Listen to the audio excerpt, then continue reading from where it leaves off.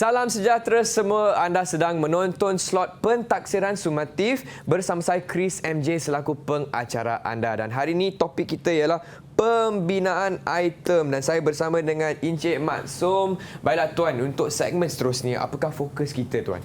Okey, segmen seterusnya Chris, kita akan fokus kepada penilaian item. Baiklah. Tadi kita dah banner. Jadi bila kita banner item tu kita kena nilai. Apa tujuan penilaian item ini? Penilaian item ini sebenarnya pertama sekali kita nak mengkategorikan item mengikut konstruk, konteks dan aras kesukaran. Konstruk tadi saya dah sebut. Konteks tu ialah tajuk dalam sesuatu kurikulum itu. Okey. Dan aras kesukaran. Aras kesukaran sama ada item itu mempunyai aras kesukaran rendah, sederhana ataupun tinggi. Jadi penilaian kita ke arah itu. Kemudian penilaian ini kita ada prosedur dia. Prosedur dia yang kita kenali sebagai sistem 9 poin. Sistem 9 poin ini kita akan lihat dalam slide berikutnya. Okey. Dan yang ketiga ialah keputusan. Kita membuat keputusan dalam penilaian sama ada item yang kita nilai itu boleh kita terima ataupun item yang kita nilai itu kita KIV ataupun simpan untuk perhatian ataupun item itu kita tolak bulat-bulat. Dia bergantung kepada maklumat-maklumat yang kita dapat berkaitan dengan ciri-ciri sesuatu item itu. Okey. Seterusnya tuan-tuan dan puan-puan, inilah dia sistem 9 poin ataupun dalam bahasa Inggerisnya kita sebut sebagai sistem 9 poin. Dalam sistem 9 poin ni tuan-tuan ada 3 perkara utama. Dan tiap-tiap 3 perkara utama itu ada lagi 3 sub-sub dia. Baik, yang pertama ialah keakuran. Keakuran ini melibatkan sejauh mana item itu akur dengan kurikulum. Bila nak tahu akur tak akur dengan kurikulum ni, kita kena match, kita kena padankan item itu dengan kandungan kurikulum. Kalau dia lari daripada kandungan kurikulum, maknanya item itu kita tolak. Okey. Yang kedua kita melihat kepada peluang. Peluang di sini ialah merujuk kepada peluang murid untuk mempelajari mata pelajaran tersebut. Dan ini akan melibatkan peluang murid untuk belajar diajar oleh guru-guru yang berpengalaman. Guru-guru yang berwibawa. Dan kemudahan-kemudahan lain yang ada di sekolah yang membolehkan murid itu belajar dalam suasana yang sangat kondusif. Barulah adil kita nak uji murid itu. Barulah adil kita nak taksir murid itu. Kalau dia tak berpeluang mendapatkan pengajaran yang baik daripada guru, maknanya itu sudah tidak adil. Tapi kadang-kadang kita susah lah sikit. Kita ni di Kuala Lumpur, kita tak tahu murid-murid kita ada beribu-ribu buah sekolah, kan? Ya, betul. Kemudian akur, mesti akur spesifikasi. Spesifikasi ini satu dokumen yang mengandungi format kertas soalan, bilangan kertas soalan, cakupan, kandungan kurikulum. Jadi spesifikasi ini juga kita jadikan rujukan semasa penilaian. Kalau dia tidak akur spek, memang item ini kita tolak. Kemudian sistem 9 poin ini juga melibatkan ketepatan dan kejelasan. Ketepatan ni tuan-tuan dan puan-puan ada 3 perkara juga. Yang pertama konstruk. Konstruk tadi saya dah sebut. Konstruk ini adalah tugasan item mampu menghadirkan evidence ataupun bukti bagi konstruk yang kita harapkan. Maknanya kalau kita nak menguji konstruk pengetahuan, item yang kita bina itu mestilah akan menghadirkan respon murid dalam bentuk pengetahuan. Kalau nak menilai, mestilah item itu ada unsur-unsur penilaian. Baru murid boleh memberikan respon penilaian. Kemudian tajuk. Tajuk yang kita gunakan dalam kurikulum itu, di mana tajuk yang kita gunakan itu untuk mengukur sesuatu konstruk. Kemudian kejelasan. Kejelasan ialah dari segi persembahan item itu. Adakah item itu jelas, boleh dibaca dan mudah difahami. Jangan nanti soalan itu menyebabkan murid keliru dan memberikan respon yang tidak sepatutnya, tidak seperti yang kita harapkan. Itu penting. Okey, Chris. Okey, seterusnya ialah kesesuaian. Kesesuaian ini melibatkan kesukaran. Kalau kita kata item ini kita bina untuk item aras rendah, mudah, mestilah dia mudah. Kita itu. Kalau kata aras sederhana, mestilah aras sederhana. Kalau dia tinggi, mestilah aras tinggi. Kemudian penting di situ, sesuai penting, maknanya yang kita tanya mestilah perkara-perkara yang penting dalam kurikulum, bukan perkara-perkara sisipan. Dan seterusnya adil. Adil maksudnya di sini ialah item itu mesti adil kepada semua kumpulan. Gender, etnik, kumpulan-kumpulan murid.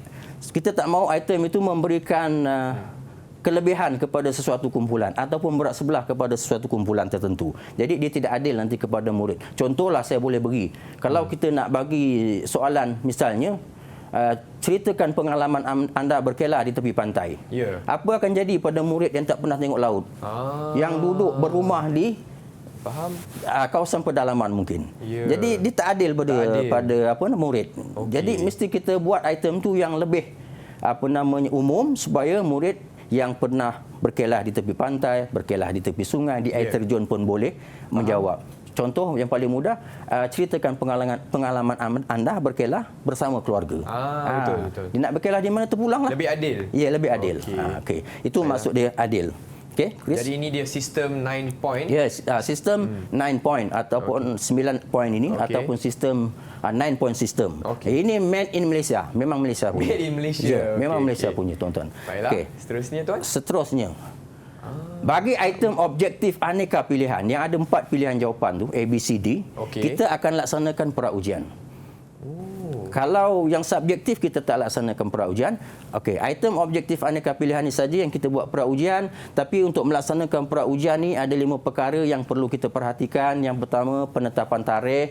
Pemilihan tarikh itu penting sebab kita nak pastikan murid dah belajar sepenuhnya kurikulum itu. Kemudian pemilihan sekolah. Pemilihan sekolah tu berdasarkan prestasi 2 tahun berturut-turut sekolah.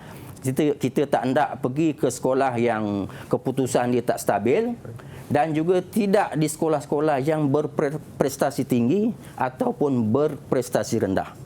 Kita pilih sekolah yang sederhana pencapaiannya supaya nanti statistik yang kita dapat itu bila kita pasang untuk pembinaan instrumen nanti dia akan lebih adil kepada semua kumpulan murid. Kemudian semasa ujian tu memanglah kita patuhi SOP peperiksaan supaya maklumat dalam kertas soalan itu tidak tersebar. Kemudian selepas pra-ujian kita akan proses data-data pra-ujian itu melalui jawapan murid. Kita akan proses, dan yang kelima ialah item itu kalau berfungsi kita akan simpan di bank item kita. Mengikut susunan. Faham. Mungkin tajuk, aras kesukaran, konteks dan juga konstruk. Okey, seterusnya tuan-tuan dan puan-puan, saya kongsikan sedikit apa yang kita katakan analisis data pra-ujian. Inilah analisis data pra-ujian ini. Yang di situ ada beberapa maklumat yang perlu kita perhatikan. Yang paling penting untuk diperhatikan di situ ialah MCS tu. MCS itu Mean Criterion Score, yang merujuk kepada kumpulan murid yang berada memilih sesuatu option sama ada A, B, C atau D.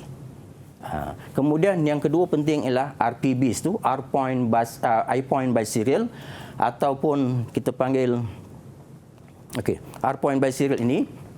R point by serial ini adalah rush model, dan di sini kita dapat melihat kefungsian setiap item, kefungsian item itu untuk mendiskriminasi murid mengikut kumpulan pencapaian tadi. Bukan discriminate maknanya yang negatif, tapi kita nak bezakan adakah item ini boleh dijawab oleh murid pandai ataupun murid sederhana boleh jawab, dan kita akan perhatikan juga pada MCS itu. Jadi maklumat-maklumat ini tuan-tuan dan puan-puan sangat penting. Dan akhir sekali itu delta. Delta itu ialah aras kesukaran. Aras kesukaran itu merujuk kepada yang kalau dalam skrin tu mungkin tuan-tuan boleh tengok yang warna hijau gelap tu, itu ialah jawapan. Jadi semua maklumat tentang kemenjadian item tu kita rujuk juga pada jawapan itu, dan soalan ini jawapannya ialah C tu. Dia ada P di situ ialah P value. P value ini peratusan murid memilih option itu. Kalau yang pilih C itu 58.7%. Dan MCS itu memang murid pandai berada di situ. RPB itu item ini sangat mendiskriminate, dan delta dia sederhana.